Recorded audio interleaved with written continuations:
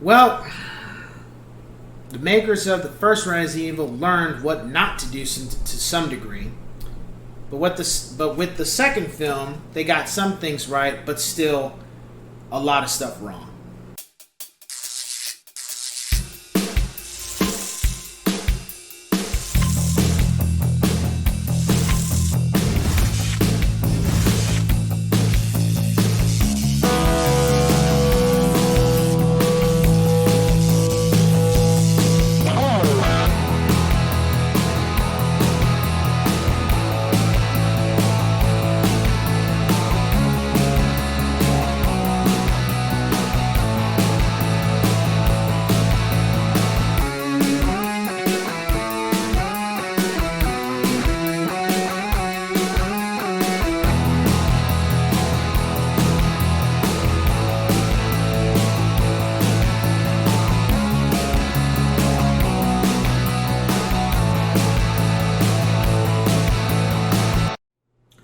Going on, ladies and gents, in Cyberland, coming back to you with another horror film review, and this time we're moving on to the second of the Resident Evil film.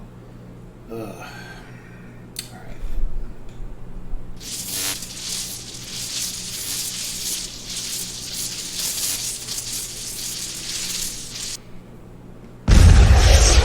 Resident Evil Apocalypse. All right, so with this film, the way the first film ended was like, okay, this is setting up for Resident Evil 2 in Raccoon City. However, this film, oh man,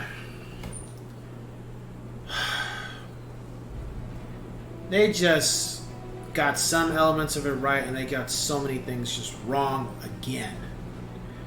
Not only did they, oh man, oh. Alright, so really Resident Evil Apocalypse is Resident Evil 2 for films, but it's really Resident Evil 3 of the video games, but not very much of Resident Evil 3. They completely omitted Resident Evil 2 outside of the city. So the police station in Resident Evil 2, no. The G-Virus or Mr. X, no. Not even in here. That whole scenario's not even in here. And then you don't have Leon, you don't have Claire, you don't have the cast from the games in here at all. You just have Alice and a bunch of other people. Jill is in here, so that was good. The one positive thing of this film, the only positive thing, is every time Jill was in her scenes were pretty accurate. The mannerisms of Jill Valentine was pretty accurate. It was done very well. How she dressed, how she walked, how she portrayed herself. I don't remember Jill being a smoker, but whatever. I threw that in there. But how she carried herself in the film, that was the highlight of this film. Nemesis was completely not done right. Even the members, the special task force that came in with Nikolai in Resident Evil 3, that was completely not done right. Nikolai was a villain, but that wasn't even done right. The situation with the civilians and the zombies, that was completely done wrong, because when Resident Evil 3 takes off, you still have some civilians, but mostly everybody's getting killed off. And when Alice really goes to the city of Raccoon City, there are no survivors. Everybody either has gotten out or they're dead. That's really how it's supposed to be. So when they ended part 1, it made it seem like that. And she's walking around during like daylight. Then all of a sudden the second film, it's nighttime, but all these people are. I'm like, wait a minute, like what? So it's completely dropping the ball in so many different places. The film, I saw this one in theaters, and after this film, I said, okay. Anything else they come out with, I'm done. I'm not going to the theater to see it. I'm not interested. And that was it. So I watched 2. After 2, I was like, well, they did do some things better than 1. But overall, I just felt like, you know what? I don't even care anymore. You guys are just, you're just making up whatever you want. And that's fine. if that's what your audience wants. And obviously, the audience wanted that because they made so many films. But I'm out. I'm not paying to see these films. And that was it.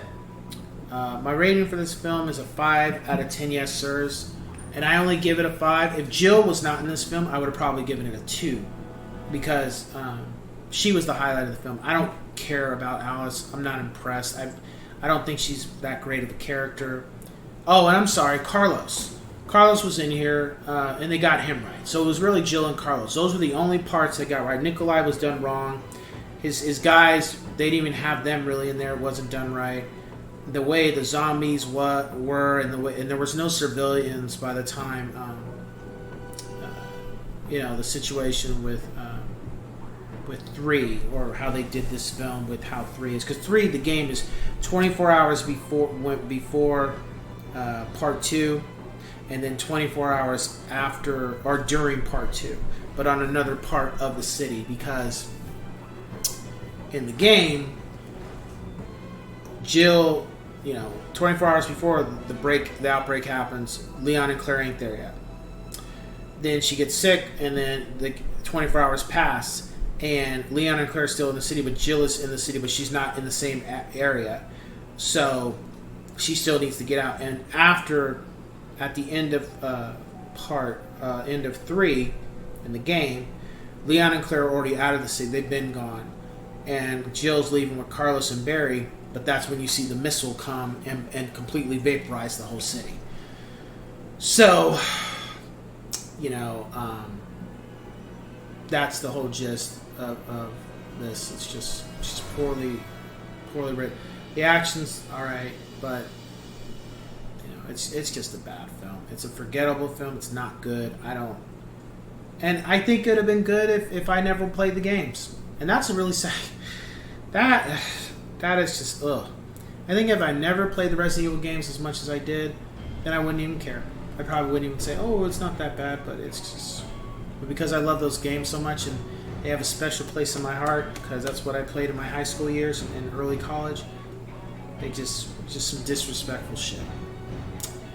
So I can't say watch this film, but if you like the first one, then watch the second one. You probably will like that too. But if you're like me with the games and stuff, it's just like watching it past time when you don't have something to do. I heard it's bad. Let me just see how bad it is. Like something like that. When you got time to kill, watch the film. If you ain't got time to kill, don't watch it until you got some time that you can waste. Because I've watched this film, I think, twice. And first time was theaters, and that was a decade ago. The second time was because I didn't remember it, to watch it to give my review, and I was just like, okay. Last time we're watching this. So, that being said, I will catch you guys on the next one.